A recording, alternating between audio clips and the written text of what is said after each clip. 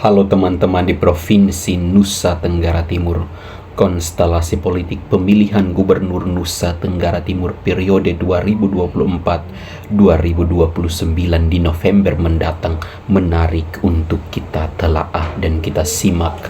Sejumlah figur yang merupakan putra dan putri terbaik Provinsi Nusa Tenggara Timur sudah menyatakan diri siap untuk ikut dalam konstelasi pemilihan Gubernur Nusa Tenggara Timur sebagai kontestan. Dari sejumlah nama yang beredar, kali ini kita akan menakar peluang dari Ketua DPD 1 Partai Golkar Provinsi Nusa Tenggara Timur, Bapak Milkiades Lakalena. Itu kami memperjuangkan Rumah Sakit Umum Pusat Ben Boy. Itu rumah sakit yang diresmikan oleh Pak Jokowi kemarin, 6 Desember 2023 kemarin, itu hampir setengah triliun.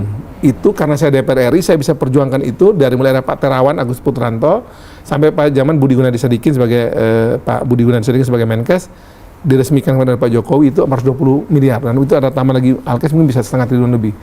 Jadi saya justru bersyukur kemarin, Mbak Stefani, untuk peresmian kemarin itu saya bersyukurnya gini, karena berterima kasih pada Tuhan, pada Pak Jokowi sudah membangun itu bersama Pak Menkes, Pak Budi Gunadi. Dan pada saat peresmian itu Pak Jokowi mengatakan terima kasih kepada DPR, kepada Melki, kepada saya gitu. Wow, buat saya itu sesuatu. Karena terima kasih Pak Jokowi terhadap saya itu mahal banget itu. Daripada saya bikin baliho, bikin billboard, terima kasih Pak Jokowi itu kepada saya itu, waduh itu kepada masyarakat NTT itu sesuatu itu. Jadi orang bisa milih saya karena Pak Jokowi terima kasih pada saya. Nah, gitu kan saya peroleh justru ketika saya DPR RI. Bisa bantu NTT, bisa bantu Indonesia Timur lebih luas.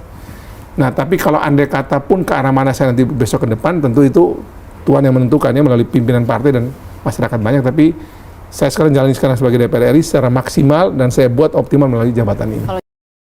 Dalam konstelasi pemilihan Gubernur dan Wakil Gubernur Nusa Tenggara Timur periode 2024-2029. Anggota DPR RI Melki Lakalena jadi terkenal terutama karena kehadiran, kinerja, dan hasil kerja atau perjuangannya sebagai anggota DPR RI dari Dapil NTT, khususnya dari Dapil NTT 2. Kakak Melki Lakalena di DPR RI bahkan memegang posisi Wakil Ketua Komisi 9 yang membidangi kesehatan dan ketenaga kerjaan. Tentu sepak terjang Kakak Melki Lakalena di DPR RI dirasakan kebermanfaatannya oleh masyarakat Nusa Tenggara Timur, sehingga opini bergema tentang Melki Lakalena dalam konstelasi politik pemilihan Gubernur NTT. Melki Lakalena merupakan Ketua DPD Golkar NTT.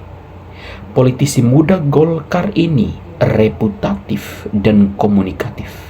Ia meroket secepat memasuki sarang inti di DPR RI hingga dirinya menjadi Wakil Ketua Komisi 9 DPR RI.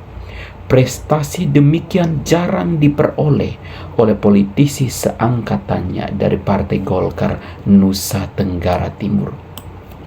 Prestasi dan reputasi Melki Lakalena yang beliau kemudian ukir sudah dikenal luas hampir di seantero Nusa Tenggara Timur, sehingga sangat diperhitungkan oleh para lawan tandingnya dalam gelanggang politik pemilihan Gubernur Nusa Tenggara Timur. Ia bahkan membukukan banyak jejak sejarah moderasi politik di tubuh Golkar Nusa Tenggara Timur. Pada masa kepemimpinannya, Golkar NTT meroket tatkala banyak anak muda meraih kursi legislatif. Sepak terjang Melki Lakalena di politik tentu tidak bisa dipandang sebelah mata. Beliau merupakan anggota DPR RI periode 2019-2024 di Komisi 9 sebagai Wakil Ketua, dan DPR RI terpilih di tahun 2024-2029. Bahkan Golkar Nusa Tenggara Timur, Dapil NTT 2 meraih 2 kursi. Tentu ini menjadi salah satu pencapaian yang luar biasa dan spektakuler dari Melki Lakalena. Apalagi ditambah lagi di DPRD Provinsi Nusa Tenggara Timur, Partai Golkar NTT meraih 9 kursi. Sebagai informasi bahwa syarat minimal untuk mengajukan satu paket calon gubernur dan wakil gubernur NTT minimal 13 kursi. Apalagi kabar yang beredar akhir-akhir ini bahwa Partai Golkar sudah menyatakan keseriusannya dan juga menyatakan bahwa Melki Lakalena merupakan calon tunggal untuk pemilihan gubernur Nusa Tenggara Timur dan dikabarkan sudah resmi berkoalisi dengan Partai PAN. Tentu Partai PAN memiliki 4 kursi di Dewan Provinsi Nusa Tenggara Timur sehingga sudah klop 13 kursi. Artinya apa? Artinya bahwa Melki Lakalena sudah benar-benar membulatkan niat dan tekadnya untuk maju sebagai calon gubernur Nusa Tenggara Timur. Tentu beliau merupakan salah satu figur dan kader terbaik, bukan hanya representasi dari Flores, dari Ende, tetapi beliau ada untuk Nusa Tenggara Timur di tengah krisis kepemimpinan yang dialami oleh Provinsi Nusa Tenggara Timur. Tentu rekam jejak dan kinerja yang telah beliau lakukan dan ukir ketika menjabat sebagai anggota DPR RI menjadi salah satu pertimbangan beliau untuk maju sebagai bursa calon gubernur NTT periode 2024-2029. Tentu siapa wakilnya, dinamika politik masih terjadi. Namun jika kita kemudian mengacu dari isu kesukuan, Melki Lakalena adalah salah satu kader representasi dari Pulau Flores, maka wakilnya akan cocok jika kemudian beliau mengambil kader dari Timor atau Sabu, Rote, Alor, dan sebagainya.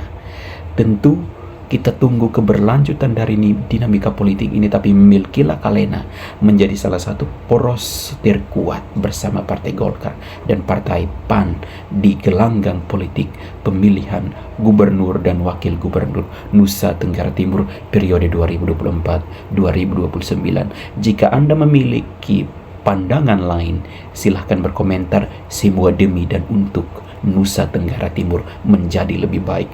Kalau bukan kita, siapa lagi? Kalau bukan sekarang, kapan lagi? Anda dan saya adalah kader-kader terbaik untuk Nusa dan bangsa.